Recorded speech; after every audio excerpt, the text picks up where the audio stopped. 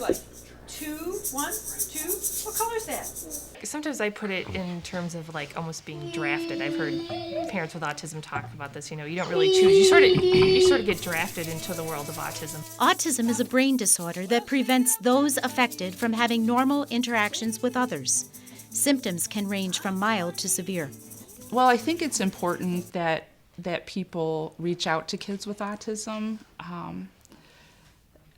My son he loves birthday parties. He's not invited to a lot of birthday parties. After that diagnosis came, it just kind of started to live in autism land, and it kind of changed the way we thought our lives might go. I heard about this thing about building kind of like an autism community center. It felt like we needed just a place where we could come and get therapy or be in a support group or have summer camps, therapy groups, music therapy, occupational therapy, all the stuff that the kids love and need to help them improve and relate to others, but also a place where you can feel like you're not alone. The Autism Collaborative Center began, and the very beginning of it was people coming together across disciplines to say, why don't we work together? Autism is so complex, there's no organization that can really address that effectively. And so the idea of reaching out to collaborate across the whole community and have the whole community support these families is the vision that we're working towards. I like the idea that we could provide therapy here at the center in a coordinated fashion with other agencies. We're looking at being able to coordinate with occupational therapy. We're sitting in the sensory integration room, particularly to work on some sensory integration issues, and also hopefully with speech. I know I've worked in the public schools with speech therapists, and it's been a great union of lots of different examples. And then that is the importance of everybody working together, everybody respecting one another's craft, and seeing that autism is not a one-size-fits-all. There is no, and part of the mission statement of the Autism Collaborative Center is we don't think there's any one way a person with autism could be treated. Easter Seals has fully bought into this collaboration. In other words, we have no walls between us. The importance of this center, from my standpoint, is it serves the whole family, not just the child with autism. And I think that's very important. And that includes the siblings,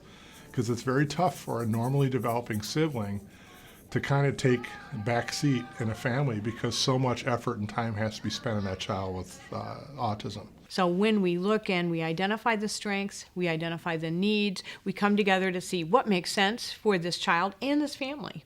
Welcome to the Autism Collaborative Center, a unique partnership utilizing the expertise of various disciplines within Eastern Michigan University, as well as that of community partners like Easter Seals Michigan, St. Joseph Mercy Hospital, Judson Center, and University of Michigan. This multidisciplinary approach holistically embraces not only the child with autism, but the entire family as well, all under one roof. And the focus is to serve families, to educate the students, to conduct research, to define best practices, and to make a community center that will support families living with autism. So we want for families to be able to come in here and get treated very well, respected for what their beliefs are about how their son or daughter should be treated, as well as educating them and providing them the support they might need. We have a commitment to serve families over their lifetime. If we look at the growth of autism in the last 2 years and we expand that out for 100 years, the need is expected to be quite significant. In fact, in December 2009, the Centers for Disease Control and Prevention released new statistics that place the incidence of autism at approximately 1 in 100 children, an incredible public health crisis. Yeah, the first time you get the diagnosis is very shocking. It is. And you don't know what to do, and it can feel rather hopeless.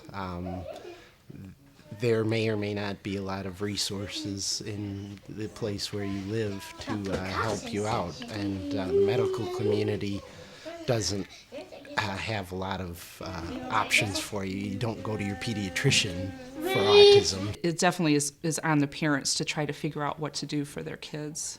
Parents of children with autism usually find themselves functioning as case manager for their child's therapies, identifying and coordinating services, trying to navigate the system. I had to coordinate having a behavioral psychologist and hire students and train them and have a schedule. It was almost like running a small business. And I honestly think if we hadn't done that for my son, he would not be talking. It's a full-time job, and it can be tiring, but I think with places like this, it's going to make the job easier. Because now I finally feel like I don't have to drive an hour or two to find a supportive place. This is finally now here in my community, so we're really excited that the ACC is here. The Autism Collaborative Center is as much about supportive inclusion as it is about securing proper interventions, special services, and support, all the result of a person and family-centered plan that works. For a while, we couldn't take Magdalene to a restaurant. Right.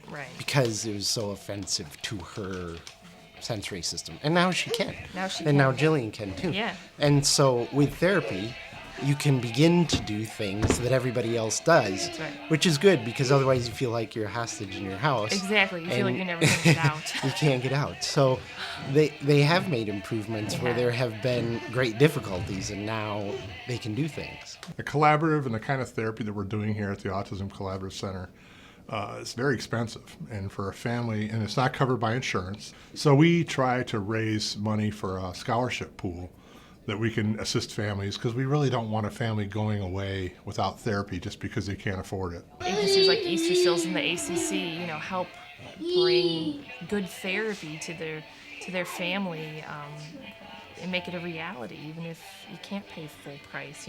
But we can, through donations of people who care, can help make it happen. Frank Garcia and Patty McCarthy own Redeman Farms, a golf course in Chelsea, Michigan. Until recently, neither knew anyone with autism.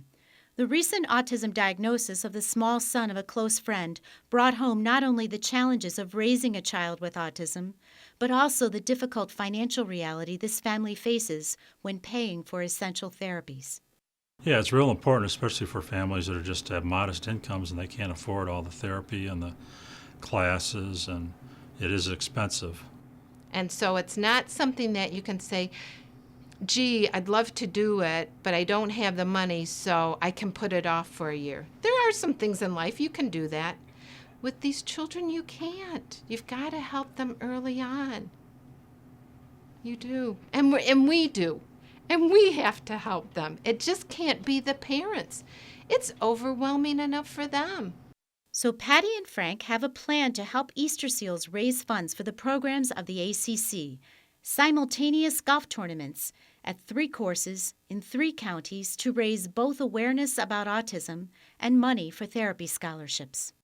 So we need to take a little pressure off of the family, off of the parents. We need to help financially. We need to raise funds so these parents have resources out there to help them raise this child. It's a true investment that pays off big dividends for society as a whole, but certainly pays off huge dividends for that family.